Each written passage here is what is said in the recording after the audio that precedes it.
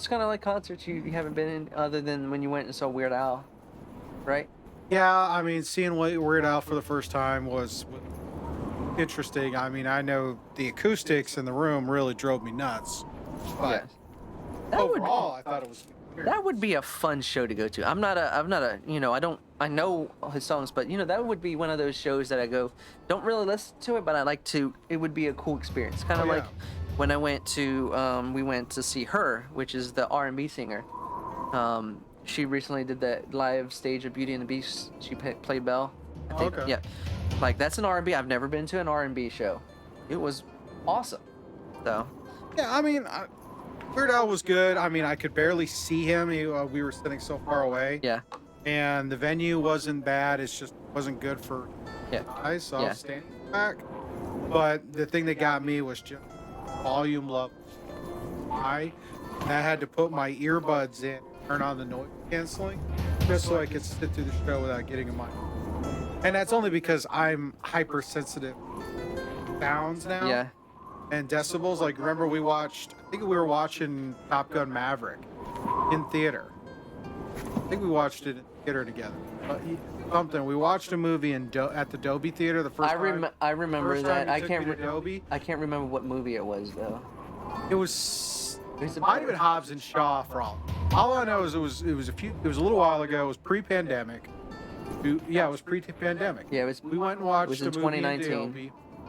Where we sat and the way the acoustics bounced around, I had to put my earbuds I remember in. because we were almost middle. We were almost middle that time. I don't Yeah, remember I had what to put movie. my earbuds in, turn that on a noise cancel so I could get through the movie because I think the volume levels were off, and movie it was was it? giving me.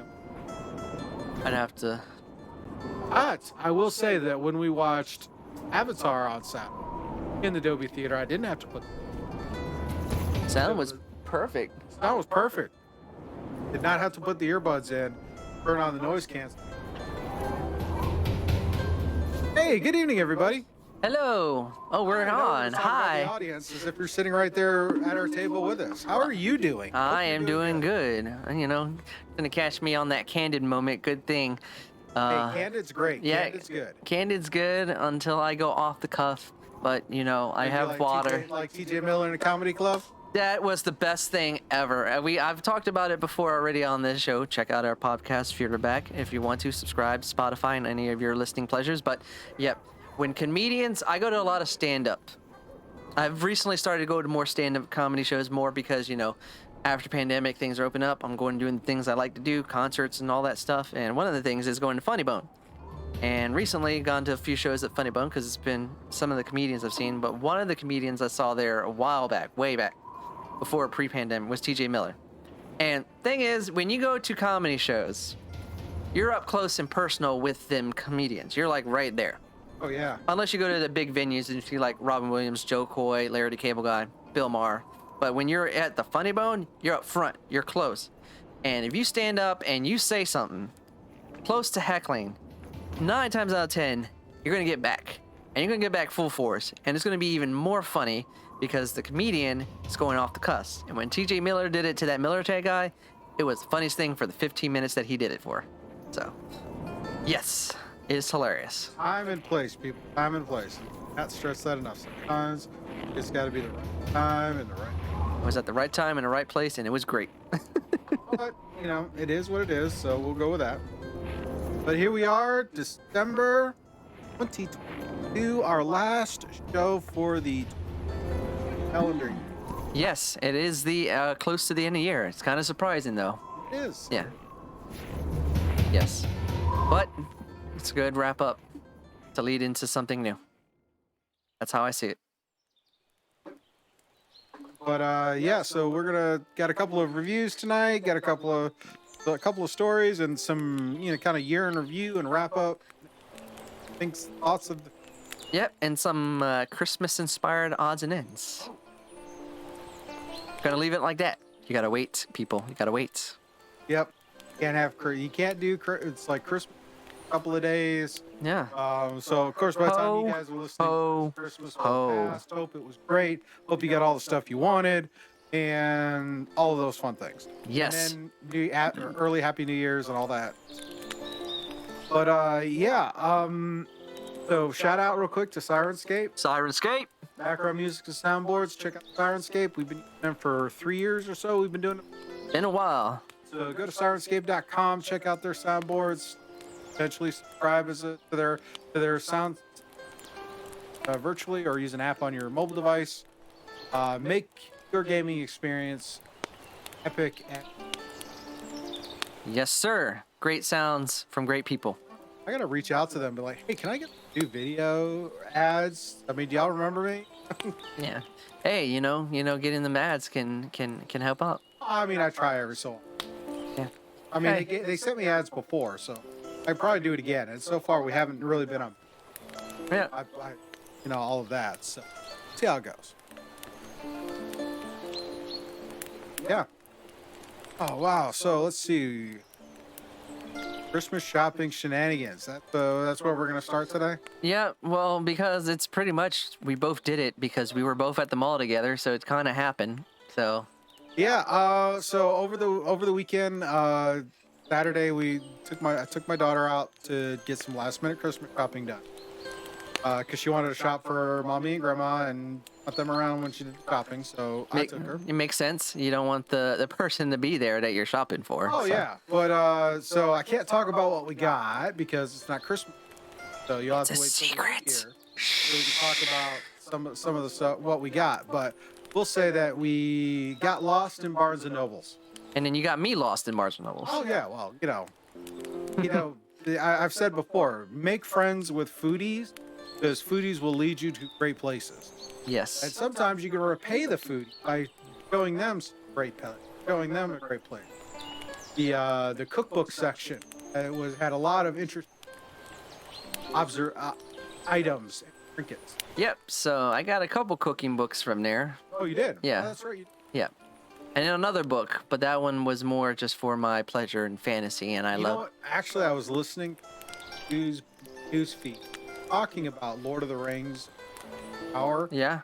How much of a hit it was. Yeah, it was a huge hit. Huge hit. It was a hit for Amazon, and it not only was a hit for Amazon, but it was a hit for Amazon in the demographic they were really trying to reach out to. Also, it had a collateral effect of all of the Tolkien related books all had higher sales since Rings of Power was. Yeah, I would best believe, especially nowadays, they have a lot of, in the Tolkien lore, they have a lot more than just Lord of the Rings and The Hobbit, because Middle Earth encompasses like 3 major ages, the first, second, and third age, but they've recently started writing books in both the first age and the second age, which one of the books I picked up focuses on the second age. But they have other like specific stories they've written for in the first age, because there's a lot of characters and a lot of stories worth telling there. So it's just kind of cool to see that they're expanding the lore and actually deepening it with like real legit good novels. I think it's going to be great. Props. 2024 is the tentative year date. Oh yeah. So then it looks like you had a Christmas party I went to on Monday. Pretty chill and relaxed. Yep. Over with those wonderful guys over at Ballahack Airsoft. I did propose my diner idea and forward with the Cuba's Wasteland Diner for in the future. Yep. I definitely would side with that. Sorry, you can't get that. But anyways, but yeah, I definitely would side with that diner for me. I had a Christmas party for our department today. Oh really? Yeah, How was it? It was good. We went into office. Had good food. There was prizes. There were games. So it was all good and gravy. But yeah, I did the shopping shenanigans with you. Got those books. Got my boba tea that I usually get when I go to the mall every once in a while. Purposely parked on that side just so I would walk past it. I did get a pop. Found another pop to go to my expansive collection. It was another one from Cowboy Bebop that I didn't have. So Well, we went over to GameStop and Target walked in again. I almost bought pops. Almost. Well, It happened. I bought them at Comic-Con, and now I'm like, really want these other Star Wars pops that yeah. I think Star Wars pops will be my collection. Yeah.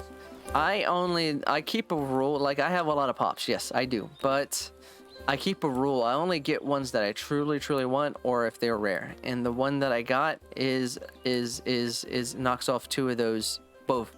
It was Nice. rare, and it was one I really, really want because it focuses on Cowboy Bebop, which is my favorite anime of all time.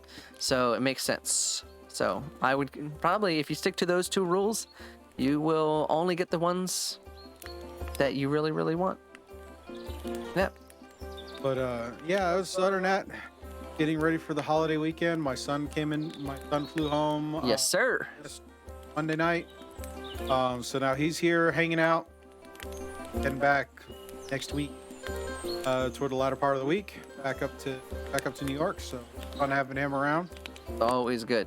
Oh yeah, it's always good. I mean, he's only been gone to like 5-6 months, but it's the fact that he's a high school graduate. He's now active duty, now living somewhere else.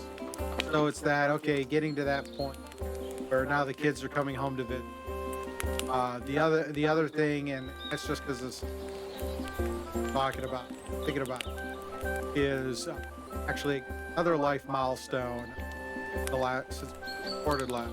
Uh-oh. Yeah, it's not the best one, but it is one of those long enough to see. That is the last biological.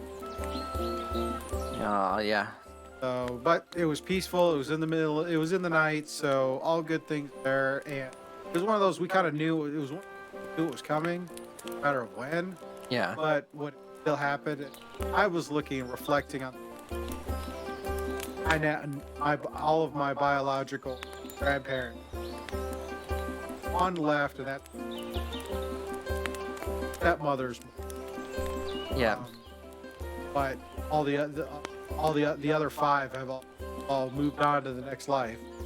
And thinking about what this year being what it is, and a lot of people like Queen passing, and several others. It was thinking about the fact that my grandmother was born in the. So she was already in that over 90. Yeah. And it's like that generation, World War II generation, all that stuff. And it's like so many of them are leaving us and moving on. It's that he's watching. It's almost like you can real time watch history. I think when we recorded last, we were talking about Pearl Harbor Day, or Yep. a memorial of attack on Pearl Harbor, and how that was years ago. Yeah, it's a very long time ago.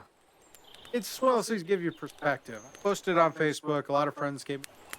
That's great. If you offer your condolences, that's awesome. Greatly appreciated, but it's a moment to. Yep, it's one of those things where the longevity is great, and you passings, they happen, but you always try to remember the good things, the good times, and where everything came from. Yeah.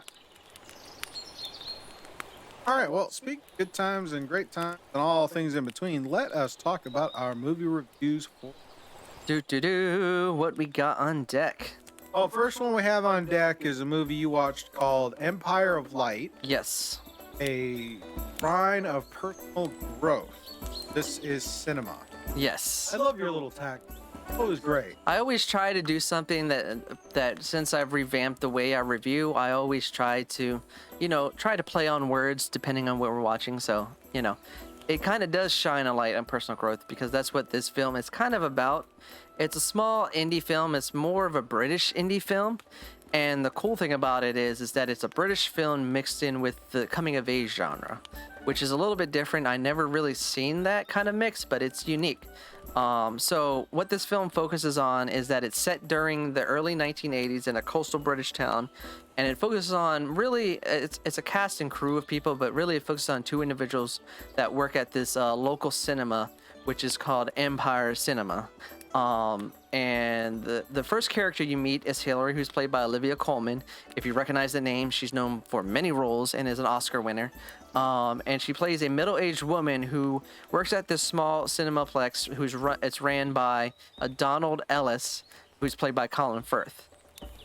So through the film, the initial act, the first act, you get to see the character in her day-to-day routine, which is very typical of coming-of-age film. You kind of follow along and seeing what it is that they do is who is Hillary?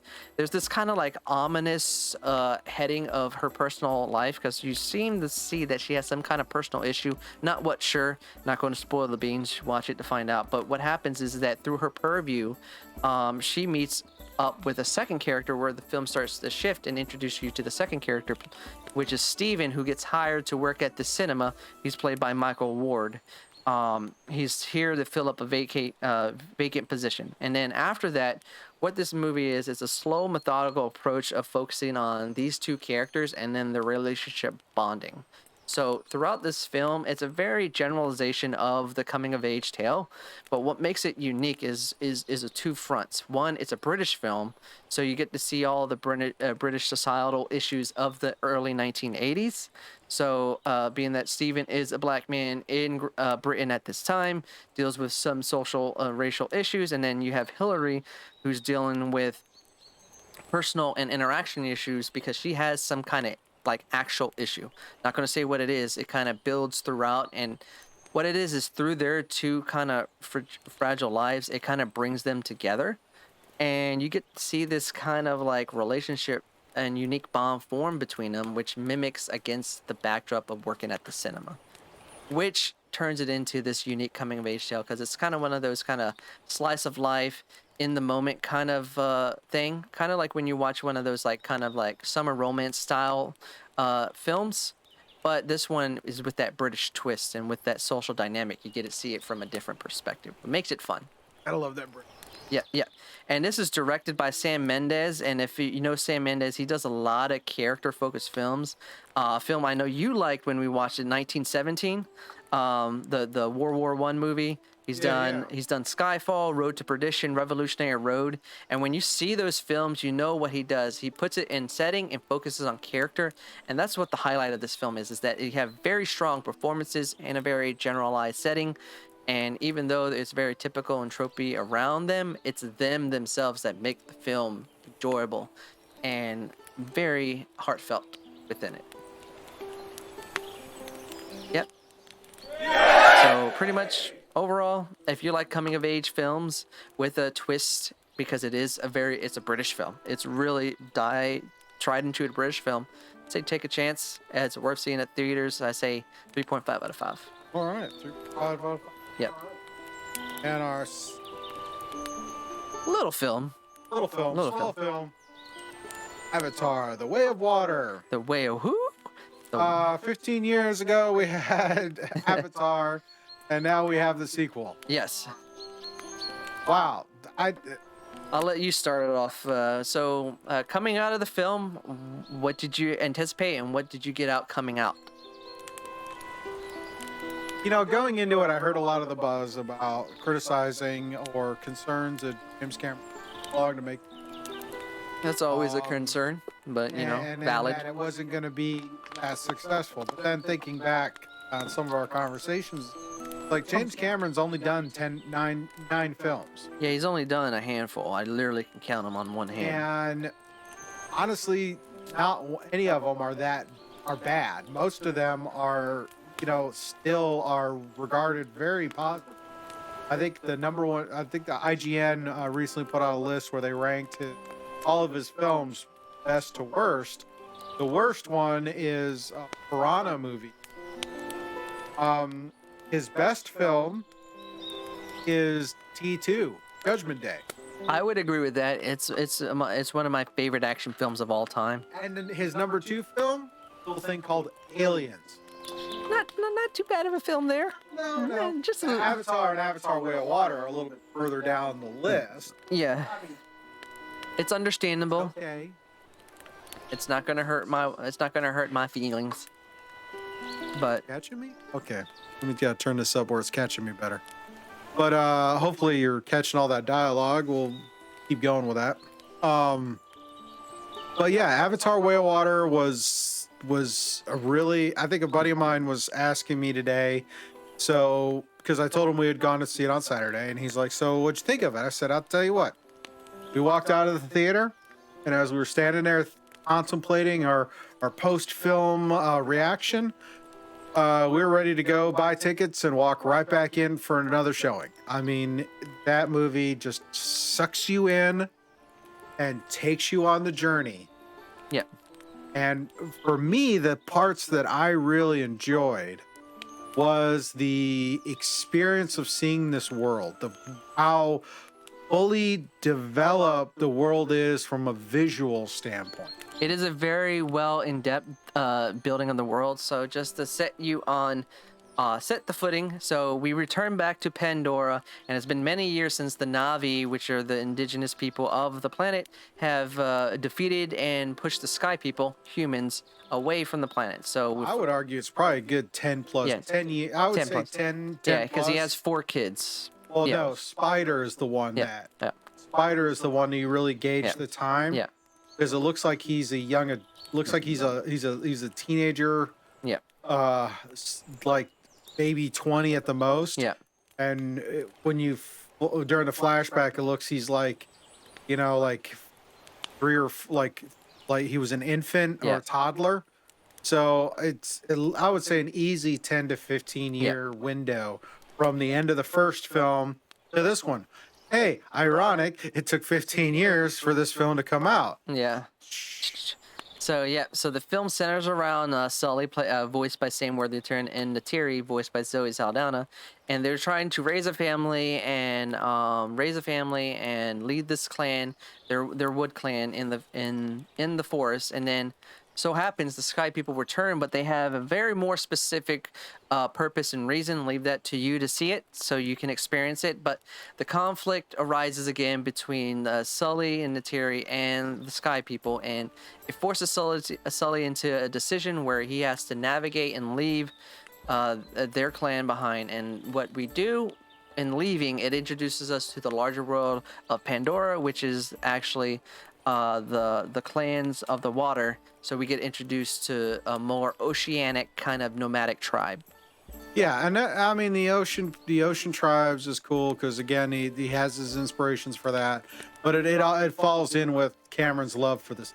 Yeah, he loves the sea. He has a lot of documentaries. You can check them out. They're all over the place. But what is such great is that when you first get into the film, like you said, a lot of great world building, the visual experience, see it in 3D, nothing else, just recommendation. When you start the film, you're getting engrossed into it. But for me, when that film kicked in and when they actually ended up into the oceanic tribes, there was this overwhelming gasp and awe of how vivid realness and authentic creation that the world is in. And it's that in-depth experience that draws you into the lives of the Na'vi, and especially Sully and Neytiri's family, because that's what the major point of this film is centered around family. And how far would you go to protect your family? It's a very simple, linear kind of directive and plot device, but I think it helps in this film because it's such more of an immersion than building on the story. Yeah, so I mean, story-wise, it's very clear, very simple, very direct. Yeah. I mean, it's kind of bland if you were to put that same story in another film. Yep.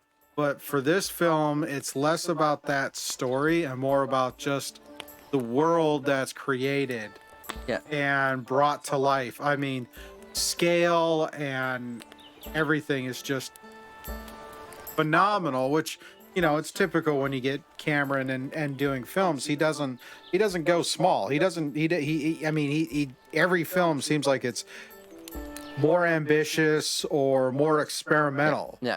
I mean, when we look back at T2, that was the first time you really saw a heavy CGI effect with the T1000. The computer animations for that was cutting edge at the time, and it was done in a way that it actually still holds up 30 years after the film was launched. Yeah, was it released. still holds up to this day. It which holds is up pretty well. I mean, it was simple and it was effective. And then we get into this and seeing some of the set pieces and machinery, and I was thinking, the game engine used to do these animations is phenomenal. And if the game that was announced a few months ago, was it Worlds of Pandora, Lands of Pandora, an open world game, if they're running graphics the same caliber they ran for this film, I mean I think it'll do well from just a visual standpoint. Yeah. Story, we'll see how that goes. But I think the overall story is very kind of simple, but you do see it kind of a passing the torch from one generation to the next. It's a matter of when. And I do think that there was a couple of character reintroductions were fairly clever. Yep. You do some good character reintroductions, some plot armor here and there, but it helps with the reintroductions of certain characters. It's not just cookie cutter, same, hero versus villain or stuff, and there's actually a subtle gravitas with certain character dynamics that see the why in what they are doing, and it puts that haziness that gives you appreciation level of the characters this time around. I think the characters are better written than the first here because there's actual levelness of family, value, worth. Even if it's still simple themes, it's great themes to help you immerse in this world. Yep. So overall, what are you calling it? Overall, I think this is a visual masterpiece. It pushes the limits of what you would want to see in the big screen. Whenever I talk about having that experience of being able, one thing I mentioned in my reviews pretty much across the board is that feeling of escape, and you feel that in this film here. Even with the simple story, you kind of push that aside because of the immersion. 4 out of 5 full price. I would definitely go see it again in 3D. It might be different in 2D, but 3D. Well, right I mean, he filmed using the 3D cameras. It goes into there, so it's great. I think, but some of the stuff and some of the buzz, I think, from a technology standpoint, to avoid all the social political stuff. Let's talk about the technology standpoint. There were a number of people who felt it was a little weird because they shot it at 48 frames a second versus 24. So a lot of the motion is a lot crisper to the point that some people it was too much for some people. Yeah. Watching it, I did not have a problem with those sequences that were shot at 48 frames a second. It was so vivid. Yeah, the vividness and just the fact of like when things are happening, it feels like you're there happening. I would jump just because of the fact it feels like it's coming at you. Oh yeah. So scale and everything is just phenomenal. So phenomenal fun. So yep, 4 out of 5 full price for me. Yep. Cool beans. Just a few more movies to head out for the rest of the year, but you'll have to wait and see what they are when we come back. Yeah, I haven't sat down to watch any movies. I started a couple, like I started Bullet Train, but I gotta go back for that one. You can check my review on another podcast. Check out on your Spotify or Apple or whatever you like to listen to. Yep. Yeah. Bullet Train was good. It's such a crazy film. You gotta like sit and watch. Yeah. And just to add kudos to Avatar, people don't think it is going to make its money. Well, so far starting at 12/21, not even a full week in theaters, it's already at 555 million worldwide as I'm looking at Office Mojo. Not even been out a full week yet. It's already at $500 million. Yeah. Yeah. Now, will it cross the 3 billion mark before it leaves theaters? Who knows? Heck no. It will cross 1 billion. Might touch 2 billion. It's not going to touch 3. You think it'll touch 2? I think it has a chance of touching 2. It's going to pass 1, but I think it has a chance of touching 2. Because I'm going to go with probably just 1.5, just because in general, people aren't going out to the theaters in waves like they were before. Yeah. Now, given the fact that the major holidays for the year are on weekends, might have an impact in theater viewership. Yep. Might not. The one thing is that, like I mentioned to you off screen, there isn't a major film coming out until Ant-Man and the Wasp: Quantumania in February. So it's got a full like month and couple weeks before it really has a true challenge. Oh yeah. So it's gonna make at least $1 billion. I say 1.8. 1.8. Yeah. Okay. Actually, it was just reminding me there was a story because they were talking to one of the characters. She was from The Sopranos and did this film. She filmed this. She did her scenes in the film. I Like read this 5 article. years ago, I read it and I laughed. and she thought the movie had come out and bombed until a friend of hers was saying, "Yeah, it came out this weekend." She's like, "Wait, what?" Yeah, I read that. It's like she thought that it already came out and bombed. So, hey, that's what happens when you film a scene and the movie takes forever to come I out. think that tells you how long this film sat in post. Yeah. I mean, seriously. Dedication. Yeah. So we don't know how long for principal filming and then reshoots, but I think in general it sat in post a while. It went pretty much there. So yeah. Alrighty. Don't have anything on video games right now. Yep. There's the same old. I did do my update for Witcher 3, so I'm really thinking about diving into that now that the 4K, now that the next gen release is out. I say, albeit, I'll preface the fact, one, I'm biased and it's my favorite game of all time. Go ahead and dive into it. You haven't really dived fully into it yet, and push all the other games aside. There's not really a big release or expansion coming out for a while. I say take the dive now. Take it now? Take it now. Take it now? Because I know your gaming habits pretty well, and I know the games you like, and they ain't coming out for a few months. So take the dive now. I got an email from PlayStation to pre-order my PlayStation VR 2. I thought you were about to say PS5. I'm about to give you 600 right now. Literally. It's been a month since that last email, but no, I got a recent one. We're inviting me to pre-order my PlayStation VR 2 helmet. I don't know if I want to do that just yet. You gotta have space for that VR. Well, you do. You have space over in that other room. I have space in the other room, but the PlayStation 5 is in here. Yep. But considering what I'm planning to do to this space over the holiday break, Yep. there may be some difference in that. But we'll let people wait and see what you do. Yeah. Yeah. Surprise. Oh yeah. Wait till Christmas, 2023. the holiday break, we got plans. We're gonna be doing some work in here. So I'll probably post some stuff on the Instagram feed. Wait and see, people. 2023.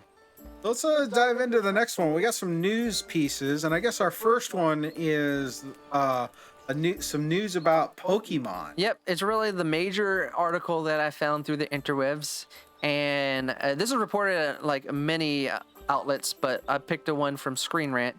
So everybody knows that Pokemon is a worldwide phenomenon. It's a huge property, huge IP with, shows, video games, movies, merchandise, whatever. But at the center of the Pokemon universe is the anime, and the main character that has been in the anime focused throughout all the different iterations of the games, as it mimics the games. 20-year-old, 10-year-old. Yeah, 25-year-old, 10-year-old.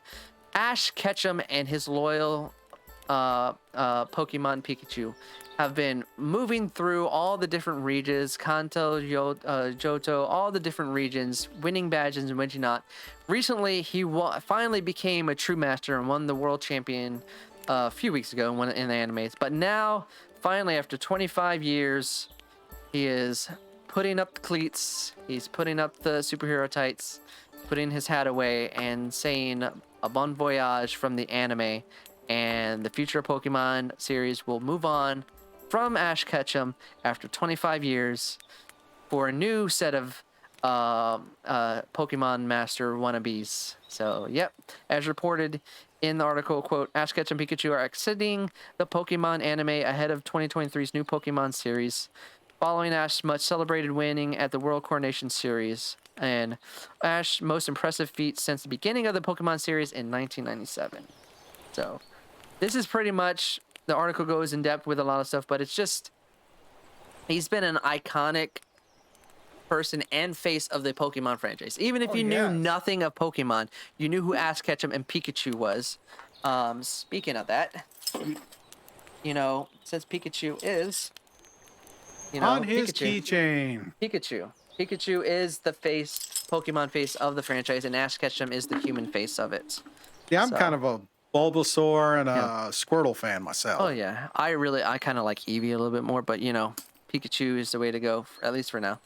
But it's just one of those things that it's kind of bitter. It's not bittersweet. It's just kind of like it's time.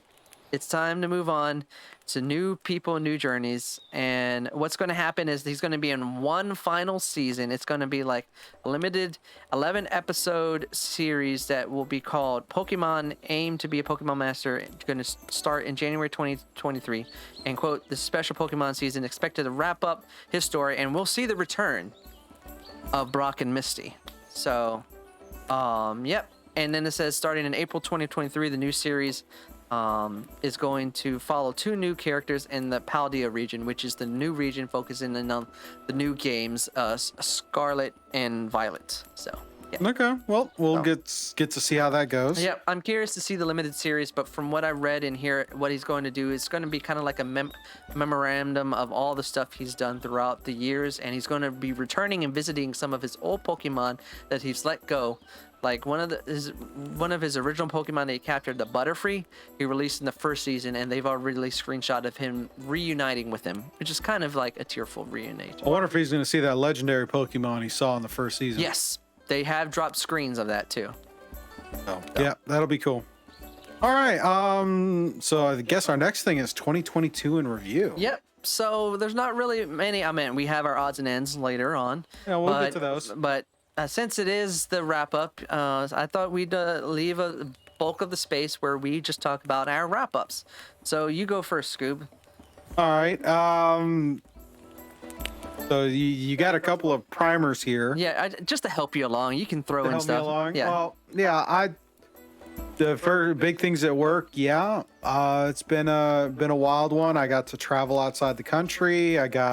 I'm making some working on the redesign and evolution of my department, of my team, which Yep. I'm starting to see that, it's months and months. I was like, this is what we got to work on. This is the direction we're going to take. This is it. And now in the last few days, it's seeing that actually take root and seeing that blossom and seeing that stuff start to take hold is really kind of a good feeling. It feels like a sense of validation, but the real rubber hits the road will be where we are at the end in May, and how well these changes and improvements and discussions have impacted our go time. Yeah.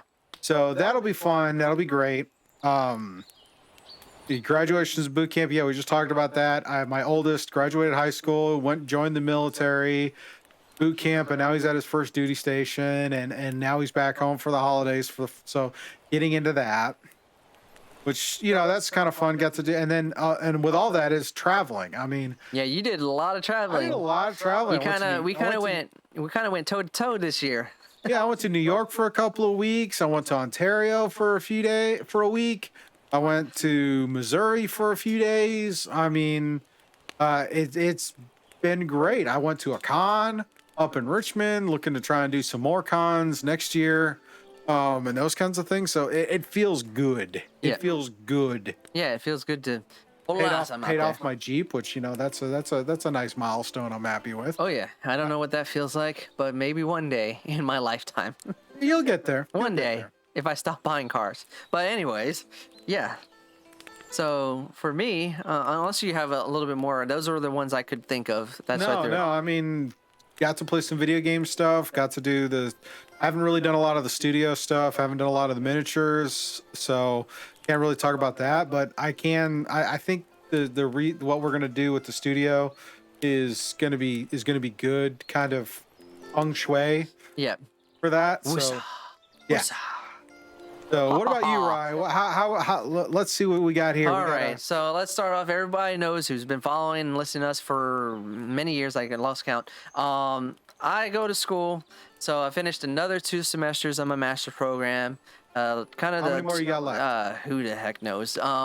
but four. If I'm thinking off the top of my head, 4. 2 years. Yeah, Okay. 2 years. But these last 2 semesters have been one of the hardest semesters, and anybody that's been listening to podcasts knows that my spring semester was crazy. So if you want to, go listen to our podcast, Spotify, Apple, whatever your favorite things, and drop in a like, But anyways, you just running with these shameless plugs for where you can find the audio version of the podcast. Yeah, I mean, but you haven't really mentioned the video version on YouTube. yeah, well, I'll leave that for you. I can't take the spotlight. I see how it is. Oh, okay. You gotta have the spotlight too, I get plenty of spotlight. I run the show. Oh yeah, but yes, you can like us on YouTube, Spotify. I kind of do that because I listen to Spotify all the time anyway. But yeah. I think the audio gets more traffic. Yeah. But anyways, yep. Finish those 2 semesters. Another big thing is, especially coming out of pandemic, which I started in 2021 with a few shows, but we're focused on 2022, and this has been a big year for concerts. At least for me, I went to a slew ton of concerts. Not to mention concerts. How many? But What's the let's break it down. Starting back in February, I got to see Eric Church, who's a popular country singer,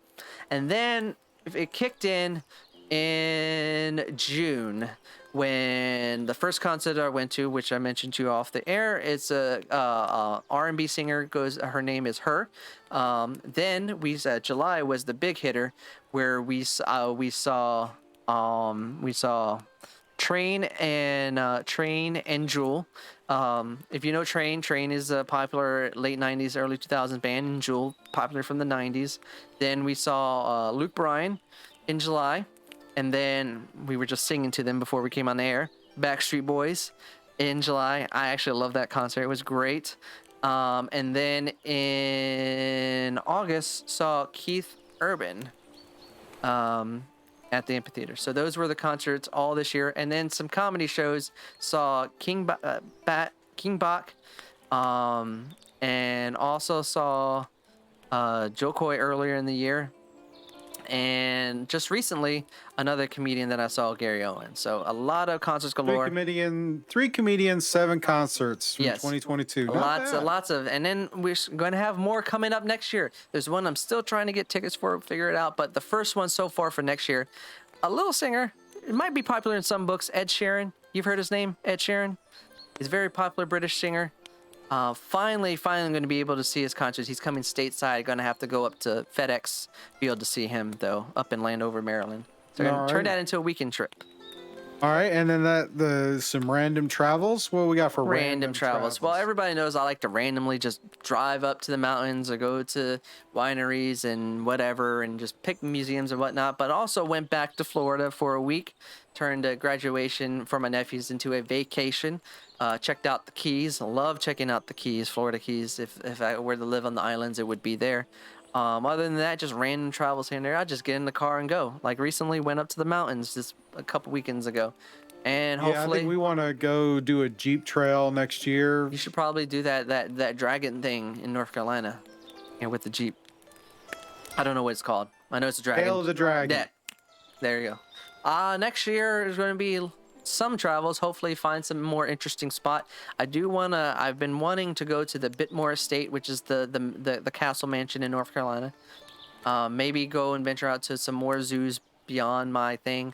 Check out more museums, because I love museums and wineries and whatnot.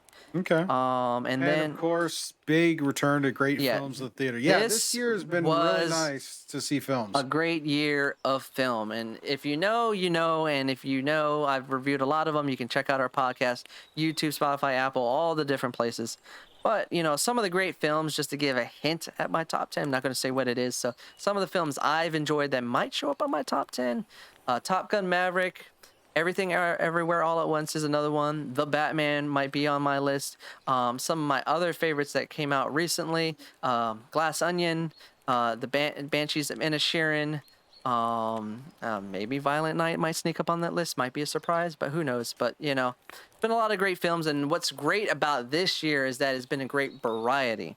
So, yeah. And then next year is going to be pretty interesting. So I put something here about Scuba predicts. What, you got some prediction for 2023 before I go into my anticipated film list? I think for 2023, it's going to be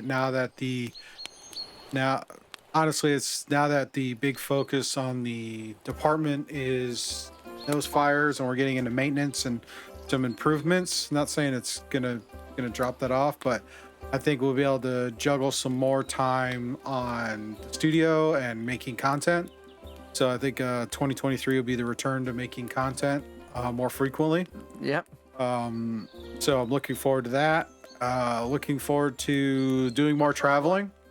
I'd like to do a few more cons next There's year. one that I really am recommending, or at least I know I'm going to try to go to, is the GalaxyCon in July, which is in Raleigh. GalaxyCon Raleigh. Yeah, Yeah. we're talking about doing GalaxyCon in Richmond. I would like to do PAX Unplugged in December next year. Also, we're gonna do more shows. Like there's the auto show that we were just talking. You sent out. Yep, I go to that every year. It's in January. The auto show, the RV shows, some more outdoor stuff. I need to find I need to get a camera because I need to get a I really want to get a DSLR for shooting photos, but I also want to get a gimbal for my phone so I can shoot video and with my phone a lot better. So when I go to these cons, I can kind of give a scuba's perspective on the con and the show and whatnot. So yeah, let's branching out, doing more things. The idea is this is a studio. I make a variety of content and just kind of explore that filmmaker, storyteller type of side. Yeah. Not that I'm trying to usurp or take credit for anybody else or that is an influencer, but I just want to have some fun. Yep. It's adds more content and more things to talk about. It just reminds me, the TV show I did get to watch and binged my way through was Wednesday. Wednesday. All right. What do you think about it? Phenomenal. That was such a fun show. I can't wait to watch the next season. Yep, I heard it's really good. I know it struck gold on Netflix, and a lot of people watched it. So I haven't watched it yet. It's still in my queue, but eventually I'm gonna check it out. I mean, I'm a little like with Catherine Zeta-Jones as Morticia. But the girl who's playing Wednesday and her Jenna Ortega, she is phenomenal with it, and it's so much fun watching this. And it's not a period piece. It's Wednesday in 2022, and how you're trying to take that Addams Family kookiness, which really worked, which was really gold in the 70s and even the 90s show, and then seeing this new adaptation and adding in a supernatural element. Because I gotta say, the 90s films don't really go into a lot of supernatural side. It's just they're weird, type of thing. But this one really kind of knocks on supernatural stuff. So good or bad, it changes the whole conversation for the Addams. But there's a lot of nice nods and references, and if you pay attention, everything kind of works well together. Yeah.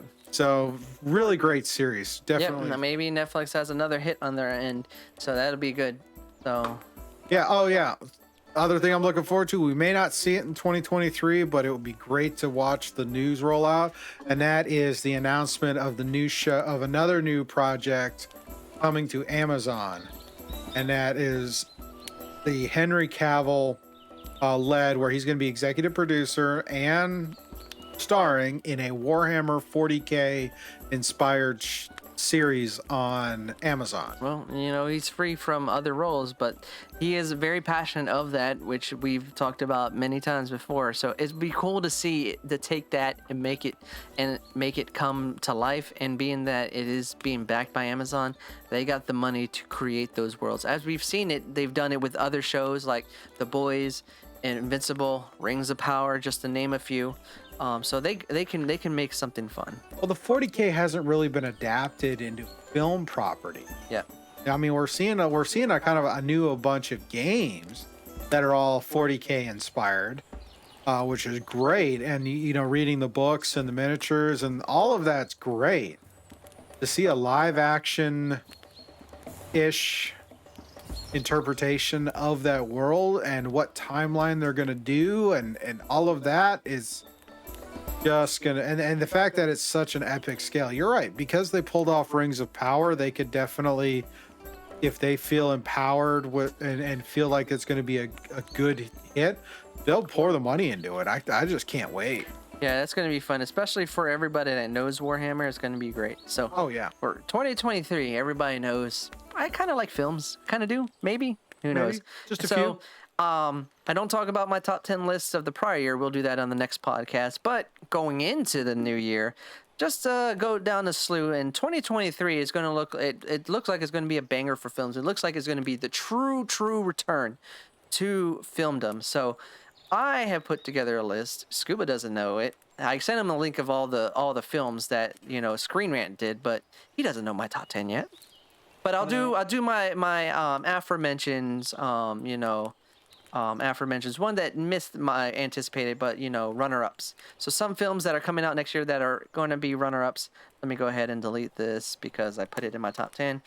So just to run down the list: Ant-Man and Wasp: Quantumania, Scream 6, Little Mermaid, Transformers: Rise of the Beast, Aquaman 2, The Flash, Knock at the Cabin, and Creed 3 are they're ones I'm looking forward to, but those are runner-ups. So my top 10 that I'm looking forward to: number 10, Indiana Jones and Dial of Destiny. I'm looking forward to the final chapter of Indiana Jones, and case in point, it's being directed by James Mangold. And James Mangold, if you don't remember, he did a film called Logan, which was pretty good, and Ford versus Ferrari, which was really good. So I'm looking forward to that. Super Mario Brothers movie, from the trailers, it looks awesome. I can say that. Another film I'm looking forward to next year is Oppenheimer. It's Christopher Nolan's next film. Mm-hmm. And whenever he does drama, it's so good to see because it makes me that look like he's returning to his older films when he actually likes to focus on story and character. So curious to see what's going to happen with that. Mission Impossible: Dead Reckoning Part 1, that speaks for itself. I love Mission Impossible. Number 6, Spider-Man Across the Spider-Verse. I am so looking forward to this Spider-Man movie, and then after seeing that last trailer with who knows how many Spider-Man was in that damn trailer, I am looking forward to this. Number 5, some people might not know this one, but it's one that I'm really looking forward to. It's called Killers of the Flower Moon. You might be like, what is that, right, guy? Well, it's Martin Scorsese's next film, and it's being produced by Apple, so it's going to be on Apple Plus TV. And it's one of his pet projects, like one of his passion projects, kind of like Silence was before. So it's going to be interesting to see what he does that. Number 4, John Wick Chapter 4. That explains itself. Love John Wick. Just it's balls to the wall actions, not really too much character development, but just watching to see what the heck John Wick does next. It's great. Number 3, Guardians of the Galaxy Volume 3. I'm a big James Gunn fan. One of my favorite films by James Gunn is Slither. If you've never seen Slither, I think it's one of his best films ever made. It's a horror comedy. It's great. Check it out. But curious to see where he takes Volume 3 and where he takes the characters. And I'm awesome, just for me personally, get to see Adam Warlock live and seeing how it's going to be translated to the big screen. Number 2, you can call me out for this one, but after I saw the trailer and just because of the premise, it's why not? Cocaine Bear. If you've seen the trailer and you know the premise, that enough sells itself. Oh, it's been like 20 years since we had a Killer Bear movie. Yeah. So a bear who does cocaine and goes on a rampage. That is enough tagline to get me at the door with 15 tickets and bringing my friends. Come on. We had, Willy's Wonderland with Nick Cage. Yep. We had a Winnie the Pooh horror film. There's a Grinch horror film. Yeah. I mean, there's plenty of room for it. But you're right. That one just is like... Okay. It was not on my radar until I saw the trailer, and that thing jumped up to my number 2. But it could not take my number 1 slot. I would have, but there is a little film coming out to a film I watched last year, which the more I think about it, the more I appreciate it more, and the more I cannot wait for the second part, and that's Dune Part 2. Denis Villeneuve is a mastercraft at creating fantastical worlds, but not only that, he's a great storyteller. So Blade Runner, Dune Part 2 is going to be crazy. That is. It's like this whole year is going to be epic scale films. Yeah. We get the last of the DCEU Snyderverse characters. We're getting a new Mario movie that's a little more true to the source material. I mean, it's going to be crazy. So hearing that, is there anything you would take off that top 10 and move up from the honorable mentions? Or I think if I were what to would give you you, if I were to give you a 5, just right now, I would say Dune Part 2. I would say Spider-Man into the Spider-Verse, Yep. Across the Spider. Yep. I would say Indiana Jones because I'm a fan. I've always been a fan of that franchise. I'm just looking forward to because it's James Mangold. So Yeah, I mean, yeah. it's gonna be interesting. Ant-Man Quantumania, because the Ant-Man series of films in the Marvel Cinematic Universe is kind of like that sleeper darling. It's like when you see the first one came out and you're like, okay, and then you see it and it's like this is a lot of fun, and then the second one and it's like, okay, so now we're going to see this, and it's the fact seeing that everybody's got larger roles in this, like Michelle Pfeiffer and Michael Douglas. Yeah. Michael Douglas. Yeah. Michael Douglas and Michelle Pfeiffer. Yeah, Michael Douglas, Michelle Pfeiffer. Seeing them have more in this, and it's like, and the fact it's going on a cosmic adventure. Yeah. So I'm looking forward to that. Probably the one I caught in the trailer, and then some of the buzz on that is Oppenheimer. I'm very curious on this one because it's a historical drama. Yeah.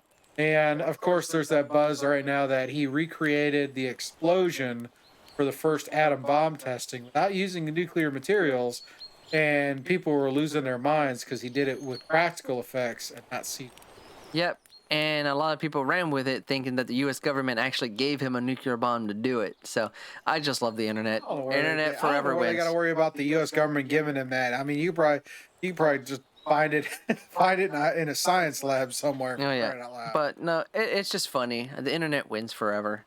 Oh yeah. And speaking of the internet wins, let's go for those odds and ends. Yes. For the last odds and ends of 2022 from Scuba and The Ry. Yes. So we have 3, but 2 are specific. But so before we get into those specific ones, let's talk about this one from Wyoming. Yep.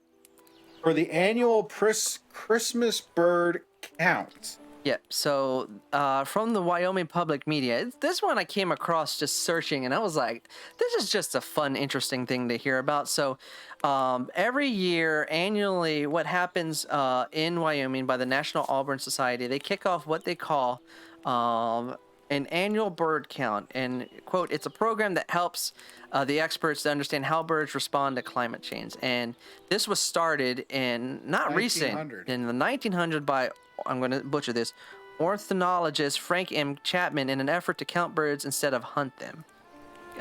Counts are held at 25 locations that day, and now more than 100 years later, the Christmas bird count is still going, and it's billed as the longest running community science bird project in the nation. That's kind of cool. Yep. That's kind of cool. So a pre-designated 15-mile circle over the course of 3 weeks, and it's just count birds. Yep, they just count birds. And as the article says out of the Wyoming Public Media, it says, quote, he describes it as a scavenger hunt for birds. The goal is not to identify species. It's about counting how many birds are outside. Information is put into a database so that they can track it across time. So it's about migrational patterns, seeing what comes there, what comes not. But it also gets you interested in, nature, the way creatures live and whatnot. But it's cool to see that this has been going on for over a century. Yeah, that's pretty wild. Yeah. All right, now our next 2 stories are holidays themed. Yes. It's ever so appropriate, and ironically, they both involve the same holiday character. And who would that be? Well, let's start with another version of a classic stupid news. It's a mean one, but very stupid. And this comes from the Huffington Post. A gentleman in Arizona was trying to drive through the HOV lane, and he got lit up by the police because he did not have 2 people in the car. Now, what was the second person, The Scoob? second person was an inflatable Grinch. Yeah. So, as quoting out of the Huffington Post, the Arizona Department of Public Safety says state trooper last week noticed a car in a high occupation vehicle on Interstate 10 in Phoenix with a suspicious-looking green passenger. And they said while the gag may have caused the officer's heart to grow, it did not stop the driver from getting a citation for using the HOV at restricted times. I mean, come on. How long has this story been going around in one form, fashion, or another? I mean, hell, this go way back. The Jetsons movie had this gag in it. Oh, yeah. So it's been going on forever. But what's even more hilarious is that not only did they get the ticket, they had to go and post a photo on their Twitter page of it. And if you look at the photo, if you're fooled by that, then you're a stupid one, Mr. Person. I'm sure he's probably like, I knew I was going to get a ticket for this. Yeah. But it's the holidays. Let's have some fun. And you know what? I love this story for the simple reason it's talking about something fun. Yeah. And not something deadly. Nope, it's not something deadly like, licking School shootings and mass shootings and all this and that. This is literally kind of it's silly, it's goofy. Yeah. It's like, come on, really? Yeah. You really think you'd get away with it? Well, I don't think so. Hey, at least he tried. But anyway, speaking of goofy and funny, speaking of the Grinch, well, we have a story out of the AP which it doesn't have somebody getting citation for it, Grinch. It's kind of in reverse. So this takes place in no other state except for Florida, of course. So in Marathon, Florida. So we have a deputy, you're going out there, you're doing your thing, and, catch speeding people and you give them tickets. Well, several motorists who have been speeding on the elementary school zone, ironically speaking about the Florida Keys oversee highway. So instead of receiving citations from a sheriff, they are receiving, quote, from the AP, an odorous onion as a reminder to slow down from a county sheriff's deputy, not just a regular deputy, but one dressed up as the Grinch. So I'm going to let you laugh while I'll finish up quoting this article. So Colonel Lou Capito, a 37-year-old veteran of Monroe County Sheriff's Office, conjured up this concept more than 20 years ago and was back on the streets Tuesday doing it again. Yeah. So I mean, I clearly in Arizona, the Grinch got the ticket for riding in the HOV. Yet he came over to Florida and was like, you know what? Sharing is caring. I'm going to give you onions for speeding. Yeah. So this is interesting. So if drivers are traveling about 5 miles per hour or less above the school zone speed limit, they get a choice between the traffic citation and an onion presented by the Grinch. Now, I like how it said 5 miles or less. Yep. Like if this was involving people who were over that, then yeah, I would bypass the onion and just haul them out because, it feels like really it's a school zone. Yeah. I mean, I'm so sick of like more modern drivers. Like I remember when I went through driving school and whatnot, we really harped on that school zone stuff. Yet it seems a lot of drivers now don't care about the school zone. It's like they're not immediately in front of the school, they're just rolling, and it's like it's frustrating. Yeah, it's just a lack of compassion. But hey, at least this county sheriff is trying to do something interesting to get people aware of it, and hopefully, if you want the onion, you got to deal with the onion. But knowing the road that goes through the Keys, there's really one major roadway, so it's a good it's a good thing that they're trying to do something unique. Oh yeah, we want to be safe, but it's like this is probably also drumming up some well-needed buzz where it's like it's drawing attention to a zone in front of a school and shouldn't speed. So this was great, and again, both of these great holiday stories and involving probably one of the most unexpected holiday characters, the Grinch.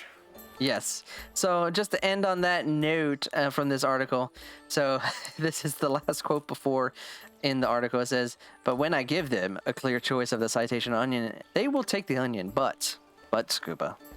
And I've had them eat the onion right in front of me. Such a mean one. That Grinch The is. Grinch. Ha Alrighty, and with that, that's the end of our show for today. Yes, sir. End of 2022. Oh yeah. So I hope your holidays are safe and you're with your families and significant others, extended whatever family is important. I hope you get everything you're asked for and not get any lumps of coal or visits from John Wick inspired Santa Clauses. Yeah, because it is truly a violent beating if you get one of those from that. And I'm telling you, there is proof. I have seen it and reviewed it. Check out our podcast, Spotify, Apple, YouTube. Check it out. Yep. Check all that out. We're of course going to take a break. And for the holiday and end of year, gives us a chance to kind of decompress, make some changes, and we will see you fresh and all that in 2023. So Happy Christmas, Happy New Year, stay safe. Ry, it's always a pleasure to get through another show with you. Yes, sir. Always a pleasure with everybody. Shout out to Sirenscape. Check Shout them out. Sirenscape.com. Check out ryreviews.com for all of the different reviews and his end of year top 10 lists. They're always enjoyable. And we will see you in 2020. Good night, everybody. You're not a mean one, but I am. Do do do do do do do. That was so great. I found those articles. Yeah, Grinch I ones. really like the Grinch ones. I really do. I knew, because I was like, how am I gonna? I was like, I gotta find Christmas theme, and sure enough, world blessed me on the article on the news sites that I read. Like, oh, you need something for Christmas? Here's All the negativity in the news right now to see just seeing a classic stupid news kind of story with the Grinch and the speeding ticket. Yeah. That's so yeah, nice. and being in Florida just puts top in the cake because it's Oh, always yeah. Florida. It is. It's great. Always Florida. Oh well, we're out.